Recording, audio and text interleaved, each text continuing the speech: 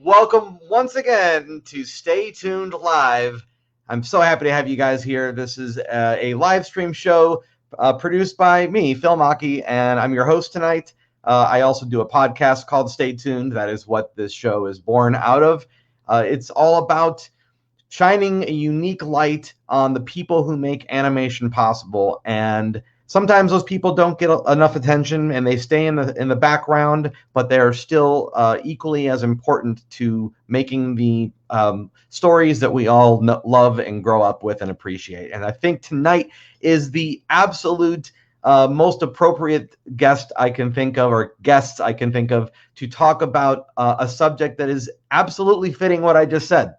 And we're going to be talking tonight about Disney Imagineer Claude Coats. And I'm so excited to be joined this evening by Disney author, animator, historian Dave Bossert.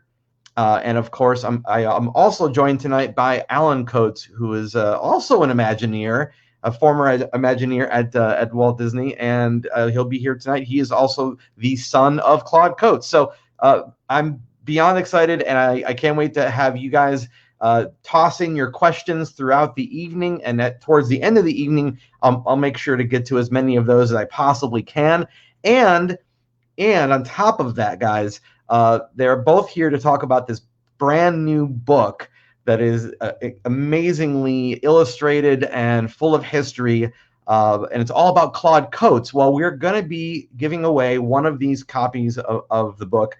We're doing a raffle for it tonight. If you did not know about this and you're wondering how to be a part of this, head on over to Dave Bossert's Facebook page, and his most recent post is exactly explaining this. And if you go ahead and like and share and comment on that post, I'll make sure I get your name in the running for a copy of this incredible book. So without further ado, now that I've said all those things, we're going to go ahead and welcome Dave Bossert and Alan Coats. Hi, Phil. How are you? I'm great. How are you? Good. Hello, Phil. Alan, pleasure to meet you. And very nice to be here. Thank you. And Dave, you were here a year ago. I was. I'm going to try and come on your show once a year. Okay. Okay. because I'm on this writing binge. I'm trying to do a book a year if I can. Yeah, I was going to ask you about that before we got too far into it. It seems like you are definitely on some kind of a rhythm with the book writing. I am on a rhythm, and anytime a book comes out, I had finished that book months and months ago, and I'm already working on another title. So that's kind of how it works. That usually takes a good 2 years for a book to go out, for me anyway. Sometimes 18 months, but that's sort of the process. But Alan and I talked about this book for the first time, I think, Alan, am I right? About 4.5 years ago, 5 years ago? Yes, 5 years ago, Dave. Yeah, it was 5 years ago. Well, before we get too far into it, because there's a history there to you guys having that conversation, which I enjoyed discovering the origins of this book at the beginning of the book. Yeah. But what's wonderful, and I think any Disney fan needs to understand that, the attractions at the parks, and the movies, of course, and the cartoons, all of those things are very collaborative team efforts. It takes a lot of different people. Some people get more pronounced out in the public eye than others. And certain individuals had their hand in a lot of different parts of the company. Claude was absolutely fitting that definition. Yeah, without question. And I think Alan could talk a little bit about the early days of his father getting involved with Disney. Go ahead, Alan. Well, my father was, he had studied art and architecture at USC. He studied at Chenard Art Institute, and he belonged to the California Watercolor Society. He was part of the California Style in the early 30s. And he was doing a lot of exhibition and pretty well known at the time. And he got himself a job at MGM as an art director. And he could have stayed there, but he had this feeling that this fairly new medium of animation was something he wanted to try. So he took a big pay cut and he went to Disney with his portfolio, and he got hired immediately. And that began his career at Disney. That was in June of 1935. My mother had already been working there for 4 years in ink and paint. So then I came along later in the 60s at Disneyland and started there. But my father had an incredible career. He used to say, I had two careers, my two-dimensional career in animation and my three-dimensional career in design and what was later called Imagineering. So he always seemed to be the right person in the right place at the right time to begin his animation career with Mickey and Pluto shorts, with that great short film, The Old Mill, and then Snow White. He was working right there on Snow White, doing backgrounds and color styling. I was so glad to discover the parts of the book where the Old Mill was mentioned, because that was a cartoon that I grew up on, and it's a very gorgeous piece of work. And discovering that Claude was involved as a background painter there was just fantastic. Very much so, he was, and that led into the quality of art and animation that we came to see in Snow White. So that was a very important short film, and it was one of Dad's favorites. And then his career in the animation lasted all the way through Lady and the Tramp. It was 20 years. A lot of wonderful films that he did backgrounds and color styling too. He was one of the few people to get the credit on screen for color stylist. And that's another story, Phil, for your show. What is a color stylist exactly? Because I don't think many people understand exactly what that is. But then Dave and I will talk about that moment when Walt came into his office and said, there's a ride at Disneyland that you're going to have to finish, Claude, and you're going to do it. Right, Dave? That was it. That was that pivotal moment in early 1955 when Walt realized that the vendor he hired just wasn't going to be able to get Mr. Toad's Wild Ride done, and there's various reasons for it. It was labor intensive, having the people to actually do the painting, and also there was some issues with being able to match the film colors in blacklight. So, and this is when Walt came into Claude's office and said, Claude, you've got to do this, along with Ken Anderson. The two of them, Anderson was in Claude's office. They were chatting when Walt came in, and that was it. Walt said, you guys have to go do this. And they took their orders and went off and did it. And really, that's the moment when Claude becomes one of the original Imagineers for Disneyland. I love that you mentioned Mr. Toad's Wild Ride and talk about that and the history behind how there was a subcontractor. Again, this is the stuff that I think people don't realize is, we as guests and visitors, we see, just the final polish, but we don't realize that it's made up of individual pieces, and then those pieces are made up of individual people. And there's a great way that this book is laid out. You've got it broken down by the different portions of Claude's life, and you got the attractions separated out. It's really fantastic. Yeah, and we did that because we're telling a linear story. It's that first 15 years of Disneyland, and really it kind of showcases the fact that Claude was the guy that led the teams, and that's a very important theme in the book, is that these are all team efforts. Alan was an Imagineer and worked on tons of attractions at Walt Disney World, and during his career, and I've had a multi-decade career at the Walt Disney Company, and every project you work on, it's not you, it's a team. It's a whole team of people of various disciplines that are contributing their knowledge and expertise into making these projects happen.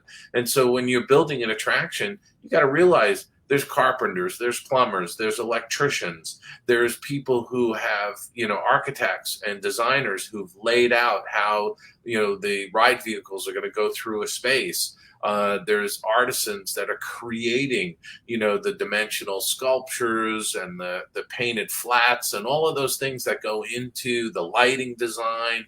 I mean, it just goes on, Phil. There's just so many people involved in these projects. But with every team, you do have a team captain, and Claude was one of those team captains.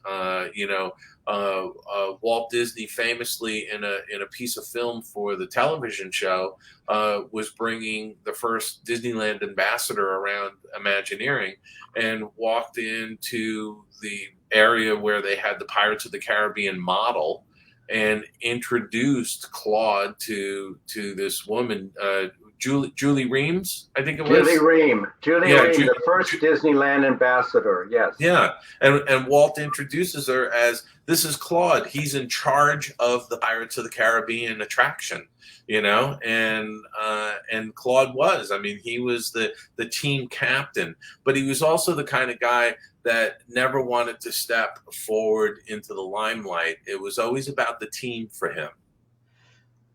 That's wonderful and incredible to hear about that. I mean, about his teamwork sensibility. It seems like this would be a pretty daunting project to take on. Where do you start with taking a portion of someone's life and breaking it down to the bullet points?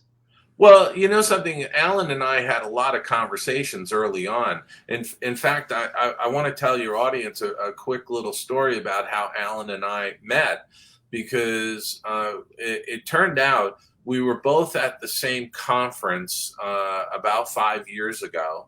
And I was walking into the conference room, and he was coming out, and he was walking past me and he saw my name badge. And I love telling this story because he said, "Hey, you're Dave Bossert. I just got your Dolly and Disney book at Barnes and Noble." And, you know, in my mind, I was like, wow, my book is at Barnes and Noble. Holy mackerel, you know? And I just caught his name badge and it said Alan Coates. And I, you know, I was like, well, you know, thank you very much. And he went on his way and I was going into the conference. And I wanted to track him down at the break. And so I went looking for him, and I went to a mutual friend of ours, and I asked where Alan was, and he said, "Oh, Alan went home. He wasn't feeling well." And I was like, damn, you know, I really wanted to talk to him because I knew Claude Coates. You know, when Claude was at the end of his career at Disney, his 54-year career, I met him about 18 months before he retired. And I was just at the beginning of my career. And it was just amazing to be able to spend some time talking with him, and which I did over an 18-month period. And anyway, Alan and I got put together by our mutual friend. We agreed to have lunch. We met up at the Talleyrand in Burbank, which is like a second commissary to the Disney Studios. And during that lunch, I told Alan about the fact that I met his father, and I how gracious his dad was and kind, and you know, he sat with me in the commissary, you know, many times over that 18 months, and you know, I peppered him with questions, and we just talked about the business and, you know, how things were done and this and that. And he was just a wonderful guy. And by the end of that lunch, Alan said, "Hey, would you be interested in writing a book on my father?" And of course I said yes. I mean, I wanted to, because to me, every book I work on is a passion project, and it's a, you know, a love letter. You know, when I did my Kem Weber book on the animation furniture, it was a love letter to the furniture. Well, this book is a love letter to Claude Coates, and it's really wanting to celebrate his life because of all he accomplished, and the fact that not that many people know about him. I mean, I think the hardcore Disney fans out there know who Claude Coates is, you know, like they know who Mark Davis is and other Imagineers, you know, Tony Baxter and people like that. But and by the way, Claude mentored Tony Baxter. Tony Baxter's mentor was Claude Coates. Yeah. So, you know, there's a lot here, and of course Tony wrote the foreword to the book. It's a beautiful foreword, really very, very moving, and you get this wonderful look behind the scenes of some, you know, secret first meeting that they had, which was really wonderful. I'm going to put Alan on the spot here for a moment and ask Alan, does something like this, a project like this, does it sort of make it feel like your dad is, you know, kind of in the room with you, so to speak, again, when you get to look at all the photos and talk about him like this? I guess it does. That's, to a certain extent, that's true. Because I worked with my family, and I have quite a large personal archive, because I was a Disney brat, so I started collecting things. That's a term that sons and daughters called themselves, by the way. We were good kids, but we called ourselves Disney brats. Now I'm a Disney dinosaur, right? But I started, for Dave, I started going through my stuff, and I found photos and documents and letters and concept art and his personal art, his paintings that are on the wall. And I said, well, sure, it's very nostalgic and personal and meaningful to do this kind of thing for your father. And I was, you know, so grateful that Dave stepped forward to say, I want to do this, because I thought this should finally happen. I mean, Dad's on social media, he's on television, he's been around on screen, but this is a special project that he should have, and he finally had it, thanks to Dave. It was really wonderful to learn that you actually had a period of time where you were able to work alongside him as an Imagineer. That's right. Not a lot of people get to work with their parents in general, let alone at Disney. Or they would want to. You know, at WED, when it was WED, now it's WDI, when it was WED, there were quite a few son, fathers, mother, daughters, because Walt was still there. It was very much a family operation. And I got to tell you, I was lucky. I just sort of walked in the door and got a job. You know, you can't do that anymore. But it was family. We all knew each other. So, well, it may have helped a little bit that mom was working as a supervisor in ink and paint. yeah. And dad was right there, and he was very much respected. And so he wasn't pushy or anything, but I think he helped, get me in there as many kids, But I mean, you couldn't help but be part of it because you're a Disney family. It's like at that point you have to go into the business. And then it's like it's a rite of passage. True. We almost have to. My brother even got a Disney 4-year college scholarship. Yeah. So it's like the whole family is touched by the mouse, right? And by the way, Phil, you got to realize with this past weekend and the opening of the Jungle Cruise movie, I want the audience to understand that Alan's first job at the company was as Alligator Al. And he was the skipper of one of the Jungle Cruise boats for a couple of years while he was in college. I love hearing that stuff and hearing about Tony scooping ice cream. I mean, it's wonderful because I don't know that people realize that there really is this sense of starting from the ground up, but the people that end up in the heights, they kind of all started at the ground level. Yeah, it's on the job training, and so that's what I was fortunate to have doing the Jungle Cruise. I started at Disneyland as a toy soldier, and so I worked my way up from that. But I had the best job at Disneyland on the Jungle Cruise, and now it's changing, of course, to be different than it originally was. But boy, it was a great job. I had a wonderful time doing that. Well, that's good to hear because I love the Jungle Cruise, and that spiel was something I always I wanted to learn it. Yeah. So, is there a favorite portion of this book that through the process of creating it, you felt like, oh man, I'm so glad this particular moment in Claude's life gets to now be illuminated finally? Well, it's hard to pick one. I mean, the book has so much great stuff in it, and when I read it, I laugh at some of the stuff. I say, "Gosh, I remember that." And Dad told me about. I think what happened when he was working on the Haunted Mansion is some of the most interesting to me in the book. That Dad told me about what he did when he was working on the mansion, because Walt was gone, and those guys and gals on that attraction were making decisions on their own and together about how this was going to work. And Dad told me some great stories about, you got to read the book because no one has ever heard these stories before. Dad told me directly. I told him to Dave, they go into the book. So there's a huge fan base out there for the Haunted Mansion. And these people are got to get this book to read about how that wonderful attraction was actually created.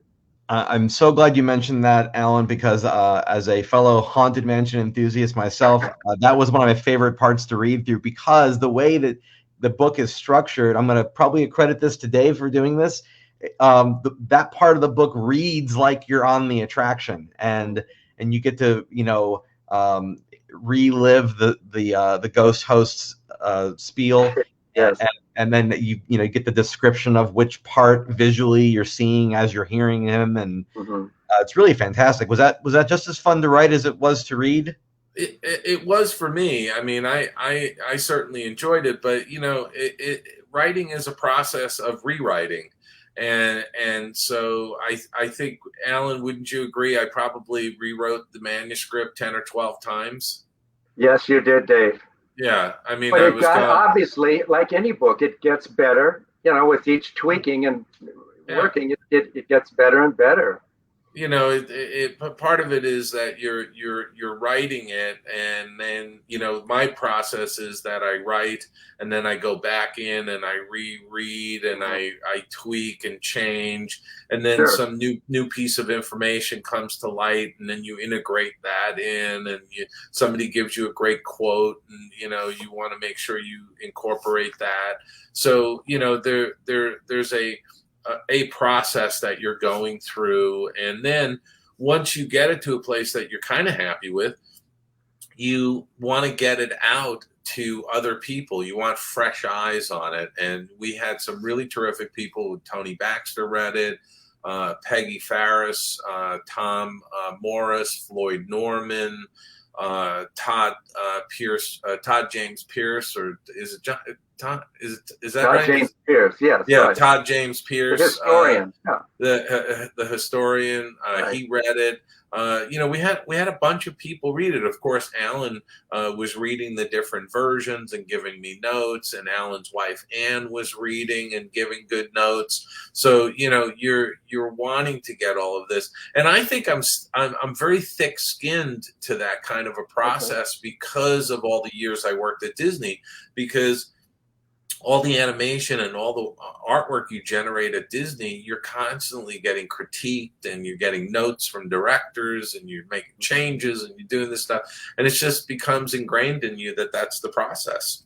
Mhm. Well, before we jump into more questions, I kind of want to pull up the book itself on screen for just a moment. And I'm going to hold it up. oh well, wait a second. Wait a minute. I'll bring you I got to pull back on here. my chair Okay. and hold this up. I don't know if everybody could see it. Can you So all? so So there. this is the F and G's.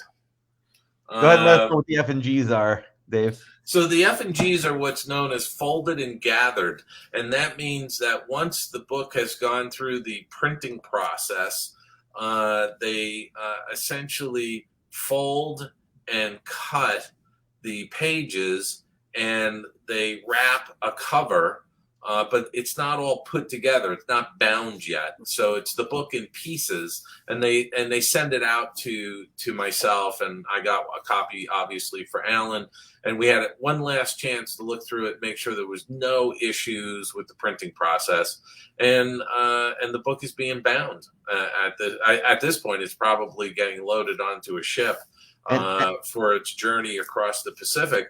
But I have to say, you know, it's been an incredible process, really an incredible journey to go through over the last several years with Alan, and being able to work with him, get to know him.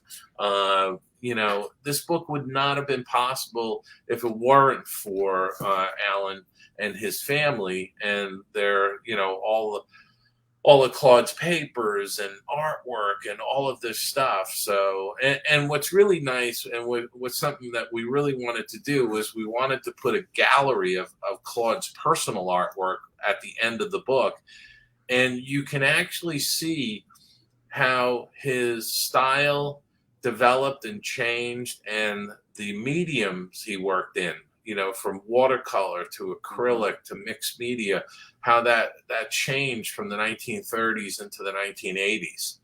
And so it really gives, I think, a rounded, great view. And I hope what people will get when they finish reading the book, when they walk away from the book, I just hope they get a sense of who Claude was, and the magnitude of his talent and contributions to Disneyland and the Walt Disney Company. And that's a perfect segue into an image like this, which is from Pinocchio. And, Yeah, and you know, I say this all the time. As far as I'm concerned, the Pinocchio backgrounds in Geppetto's workshop and in Geppetto's home are probably some of the finest backgrounds ever painted in animation, period, in my mind. I mean, look at this. Oh. These are just gorgeous, gorgeous gouache and watercolor paintings. Absolutely. Yeah, Pinocchio is such a visually stunning film, and a lot of it has to do with the the backgrounds and the various artists who made them. I think Claude was one of 4 artists who did the backgrounds. Is that Well, right? you can't go by the credits on those movies Okay. because it was like those were the key artists. There were hundreds of other artists who never saw a credit on that movie. Yes. Why do you suppose that happens? As far as why is it so difficult to assign credit in any kind of filmmaking, animation or otherwise? Well, I think part of the issue was that it's a collective effort to make a movie, and the artwork being generated generally, like the paintings and stuff like that, were not signed by the artists, although a lot of the backgrounds have been identified based on a particular artist's style. Whereas with the animation, it was easier because there's an exposure sheet attached to the animation, and on the exposure sheet there's a space for the animator, there's a space for the layout artist, there's a space for the name of the effects artist. So you can attribute the animation in scenes to various artists, but it becomes more difficult when you get into paintings and story sketches and things like that, because again, the artist isn't necessarily signing that artwork.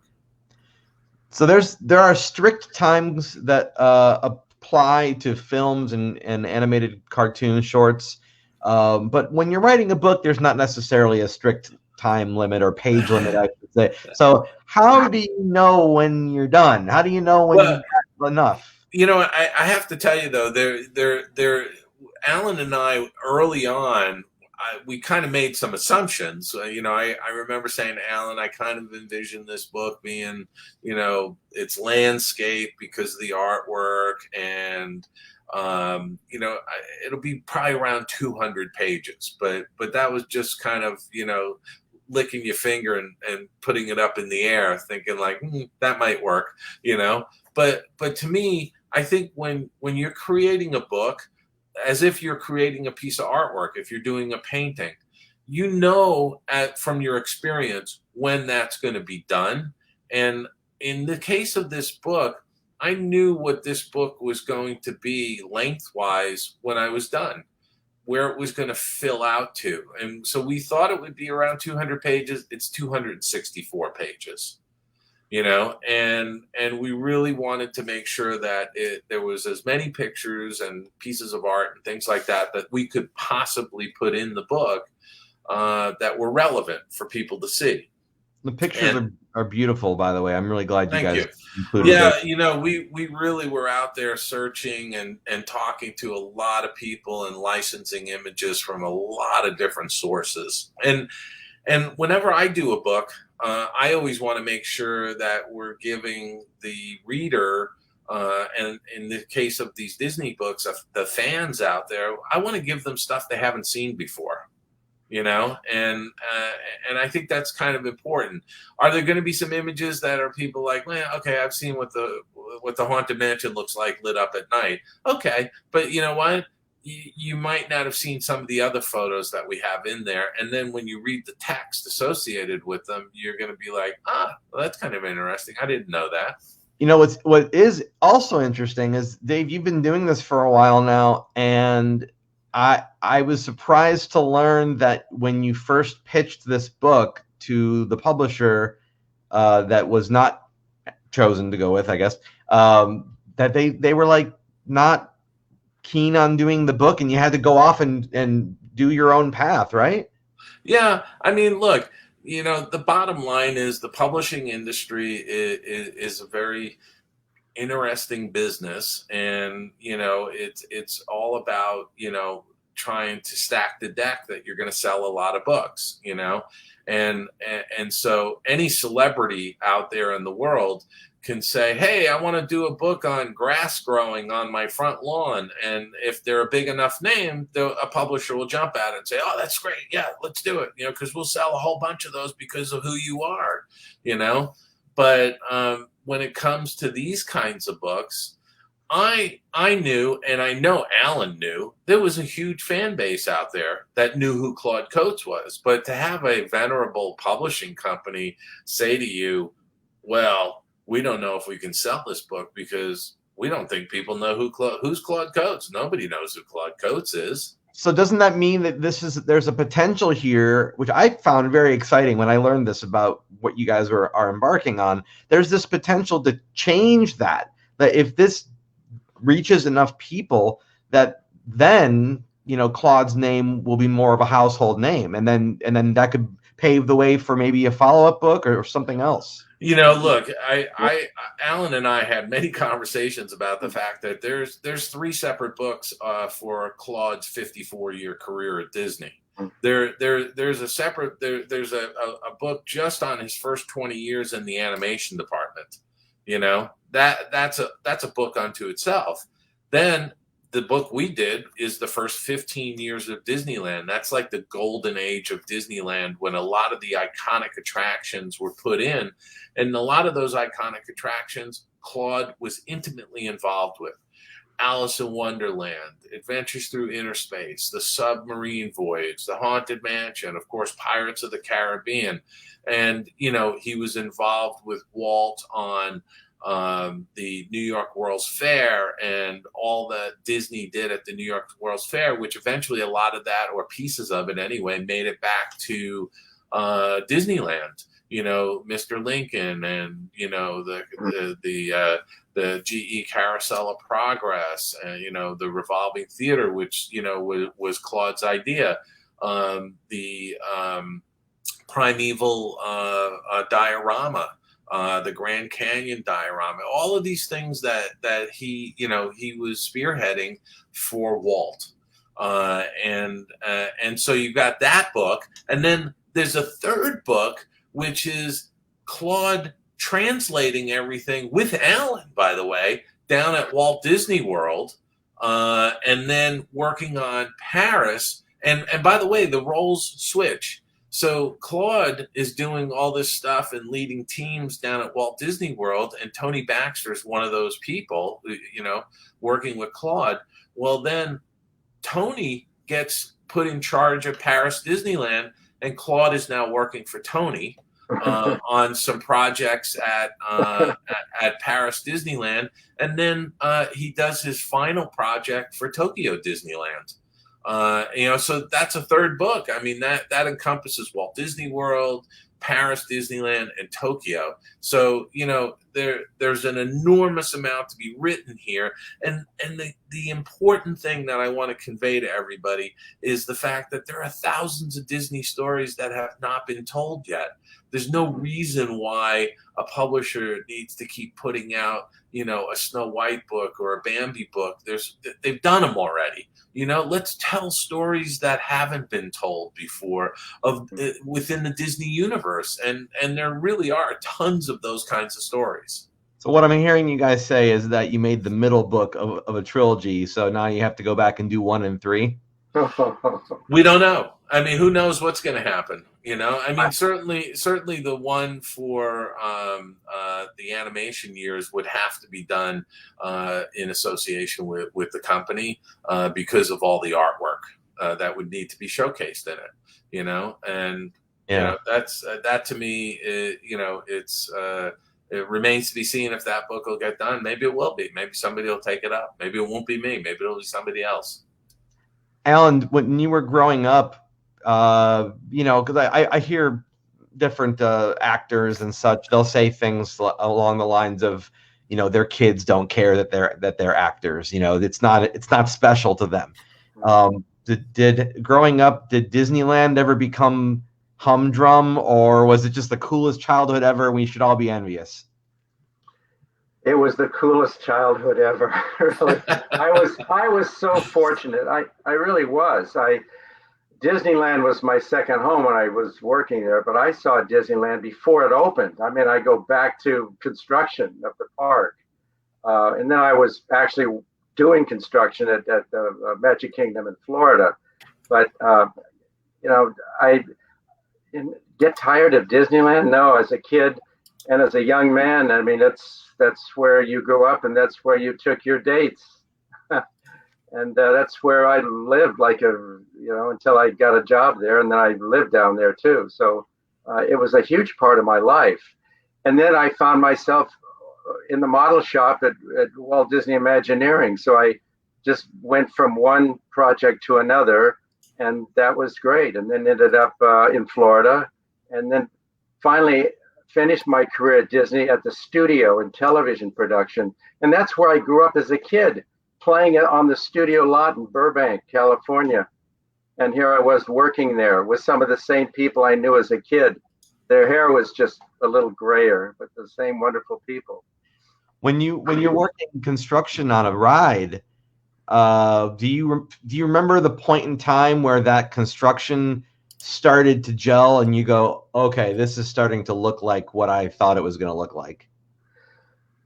Well, of course, that happens. When I first arrived at the site at Walt Disney World, it was pretty much of a mud hole, and that was about 9 months before opening. The castle had just been topped out, and they were paving Main Street, and there were 4 of us who were going to do all of the show lighting and the special effects. Yale Gracie, of course. I was working for Yale Gracie, and Bud Martin and Larry Paget and myself. And Dave Burkhart came along later. So there were just the 5 of us really to do all of the lighting for 43 shows, the castle, the Rivers of America, the jungle, all of that stuff. I don't know how we did it. When you're young enough, I guess you can get through it. You have the energy. How nerve-wracking was opening day then for Walt Disney World in Florida? Was that just, were you guys ready, or? Interesting question, Phil. Opening day was October 1st. It wasn't nerve-wracking at all. There was hardly anybody showed up, and that was a little upsetting. I wondered is anyone going to come? Opening day was at the end of the month. The big events were at the end of October, 1971. But opening day was October 1st. 11,000 people came. That's a pretty small amount of people. And 10,000 gators right behind them.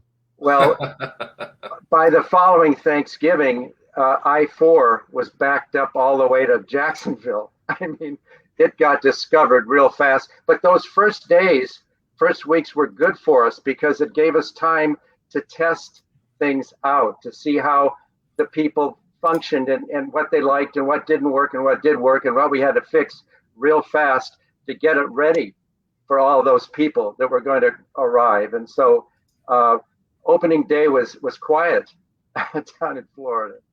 Not like Disneyland, which they call Black Sunday, which was very kind of wild and complicated. Well, before we go any further, I want to remind everybody watching right now that they can pre-order the book that we're talking about, and when they do that, they will get a signature from both you, Alan, and Dave. You as well. Is that right? That's correct, and that's only if they purchase it at the oldmillpress.com. The oldmillpress.com is for the. There you go. There's the page. That's where you're going to get the pre-order for the signed copy. You can also order it through your favorite online retailer, or if you have a local bookstore. And I'm all for supporting the local bookstores. You can have them order the book. There's a distributor that they can go to that can get copies of the book. Can they just tell their favorite bookstore Claude Coates, or do they have to know the whole title? It's Claude Coates, Walt Disney's Imagineer, The Making of Disneyland. Okay. That's really all they need to tell. And their local bookstore, their local bookstore manager should be able to look it up in their database and place an order for it.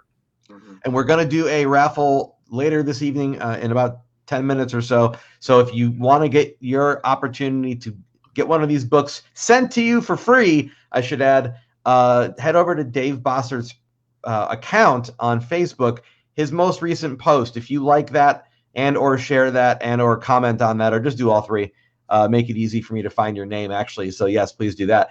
Then I'll add your name into the running, and then maybe you'll be the newest owner of a book that isn't out yet.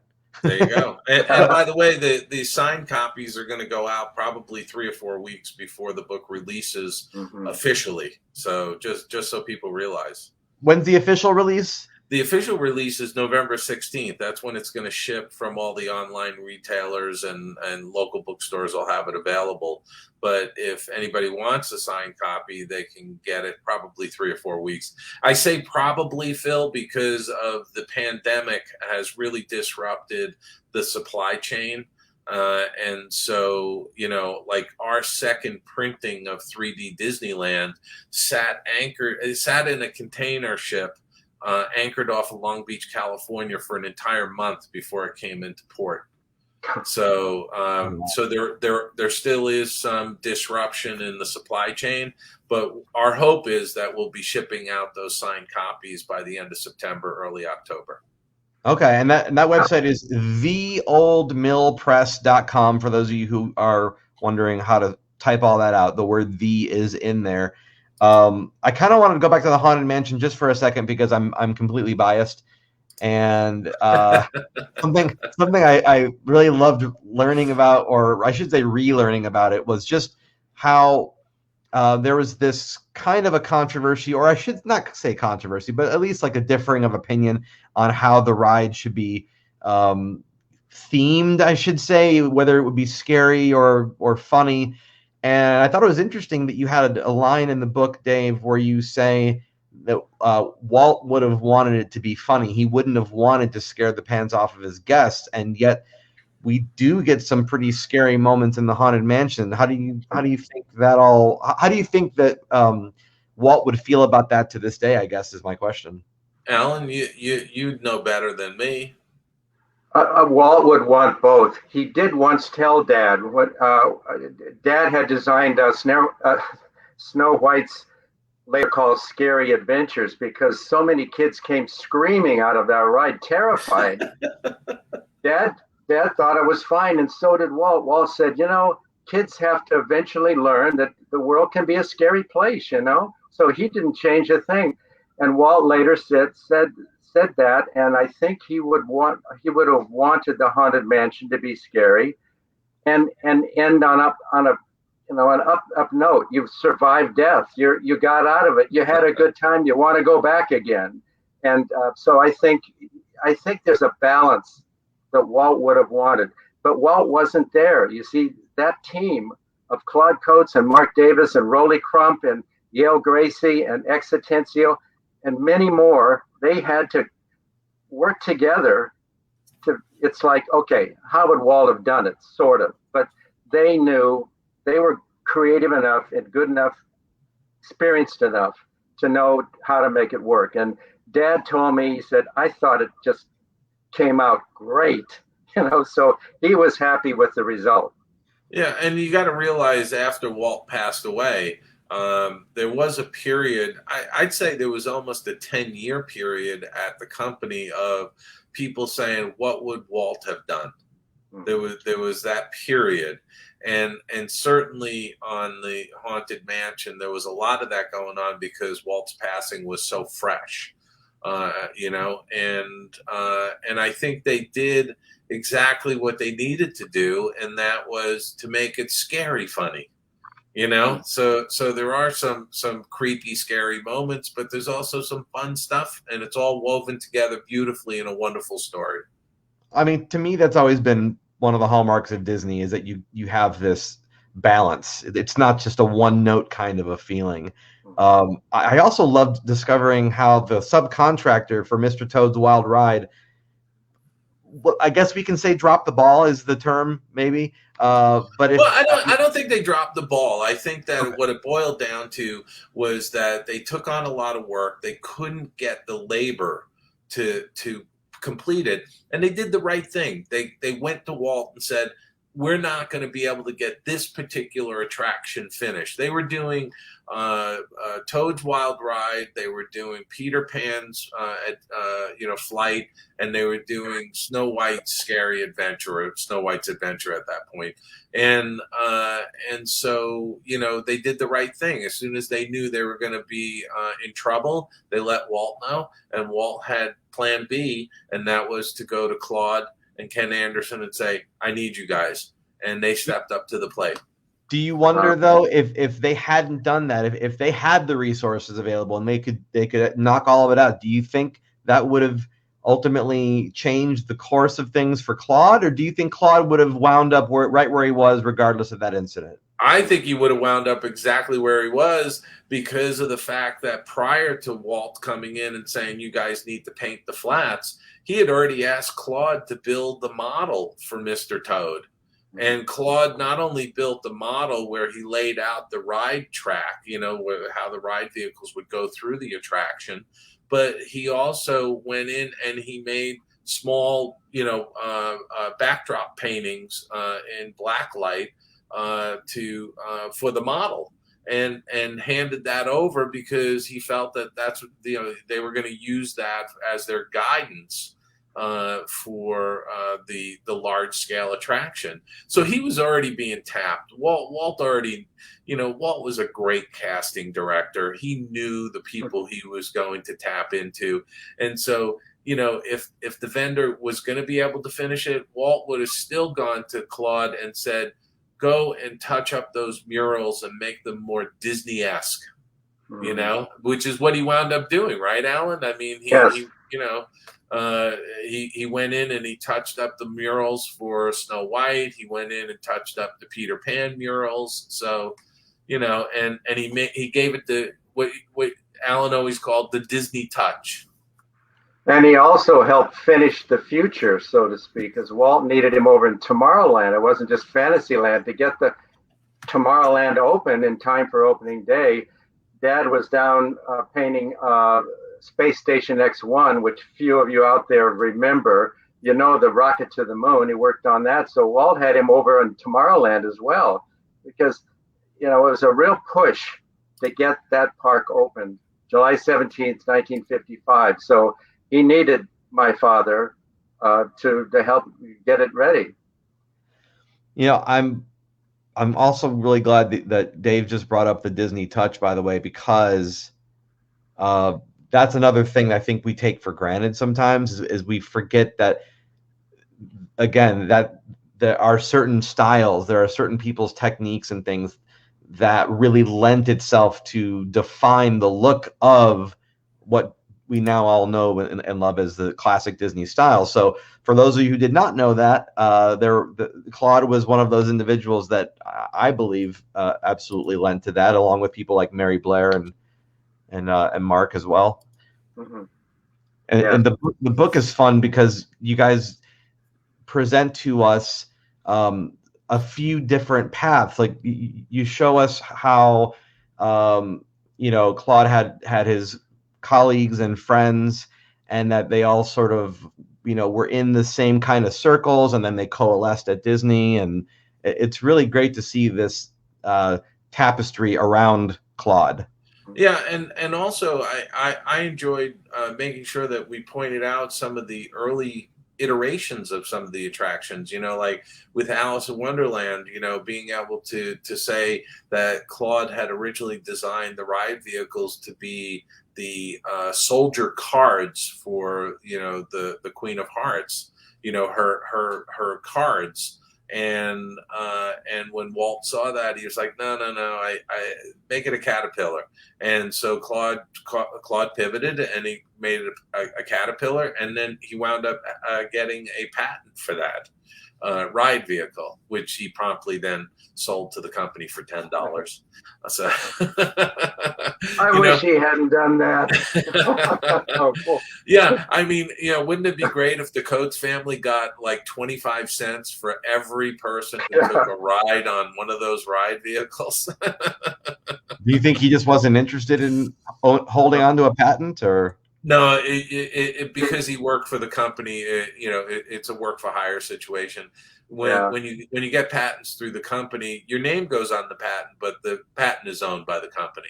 Well, and you would know that, Dave, because you have patents as well, right? I do. I did get a couple of patents from while I was with Disney, and actually one of them came through after I was at Disney. So there you have it. So now every time someone, I don't know I can't remember what the patents are for. I was gonna make a joke about how now whenever someone says that thing, now we owe you 25 cents. Well, I think it's about that time for us to do the. I'm gonna do the drawing, and let's see Let me do a last minute check to see if I have any other names that popped in here. It looks like we've got about 18 people in the running, which is pretty great. And Awesome. yeah, I mean, I think that's pretty awesome. So let me go ahead and get that on screen here. And where did I put that? We'll do this. We'll share my. Oh, you know what? I may not be able to do it the way I wanted to do it. Well, I can't show it on screen, but I have it on my screen, so I guess you'll just have to trust me, everybody. I just want to make sure you've got my name in there 25 times. Oh, let me go back and double check that. Hold on. Wait a minute. Wait a minute. Actually, let me see. I might be able to pull it up here. I apologize for this delay. I want to see. Sometimes technology cooperates, and sometimes less so. Here we go. Okay, I think I can get it to go. Oh, here we go. Yes. Nope, I'll just do it myself. Okay, it's being silly. All right, I'm gonna spin the wheel. Here we go. Spin. I don't know if you can. I can hear something that sounds like a wheel spinning. I hear it. I hear it, Phil. Yeah.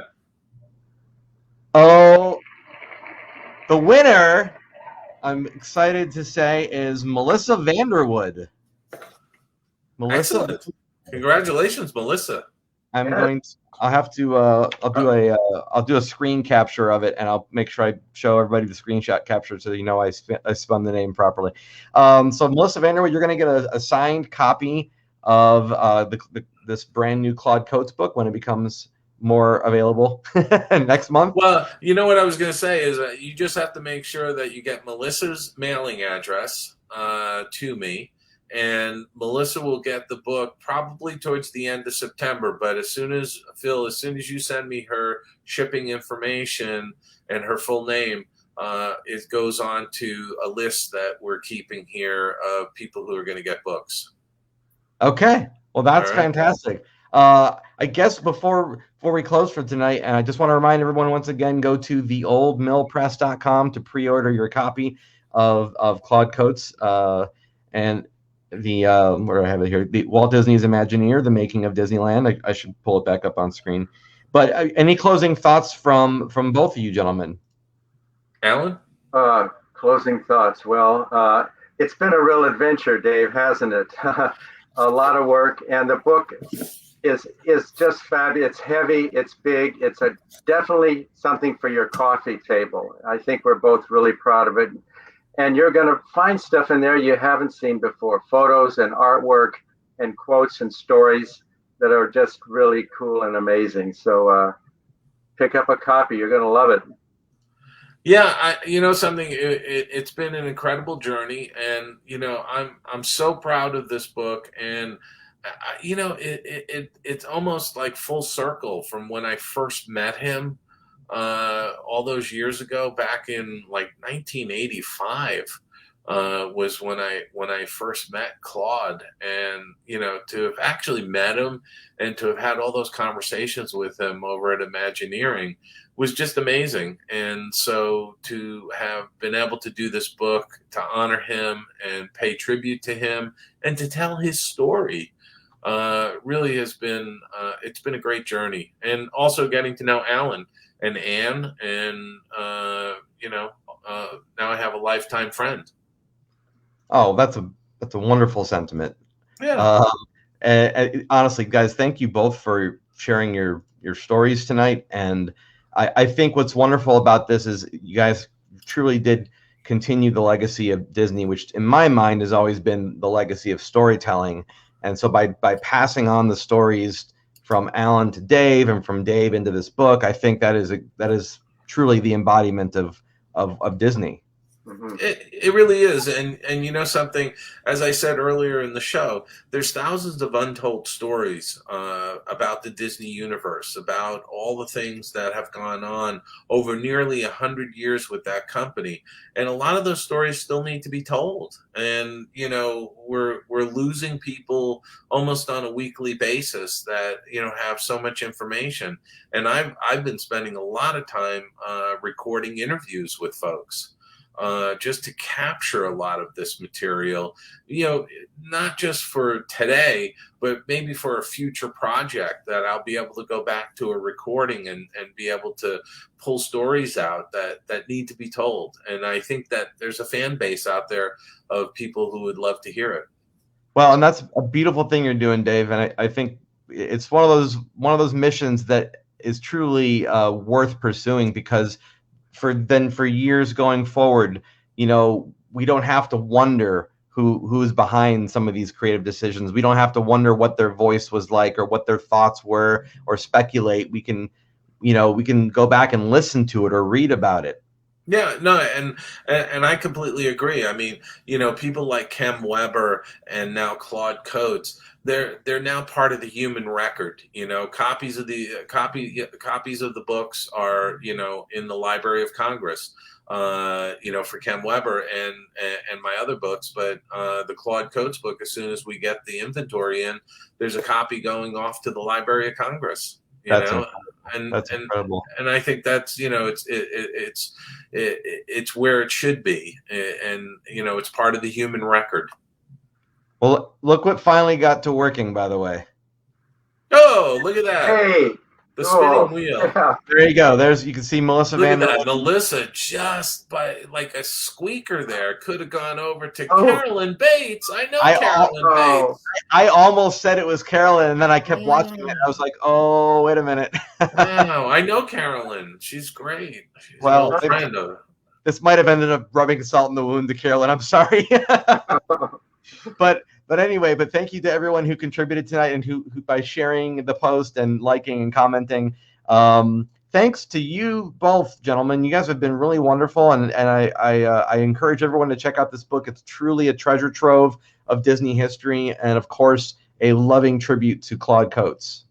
Thank you, Phil. We really appreciate it. My pleasure. It was great seeing you, and thanks for having us on, and thanks for helping us get the word out about the book.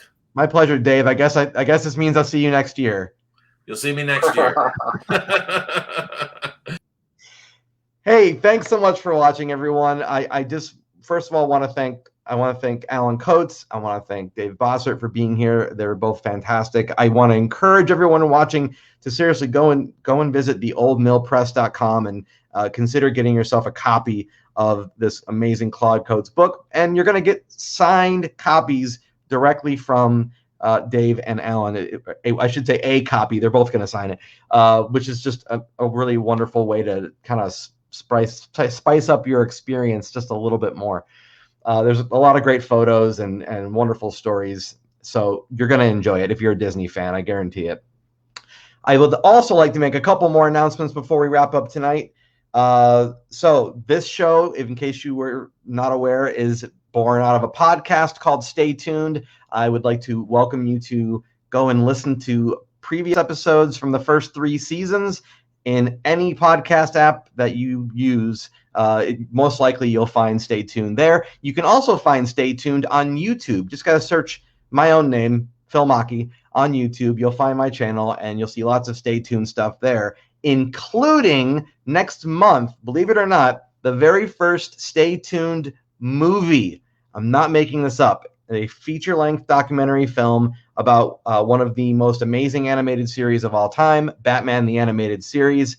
The film comes out September 5th, and you can watch the 1-minute trailer right now. Just head over to YouTube, type in my name, and look for the Batman trailer.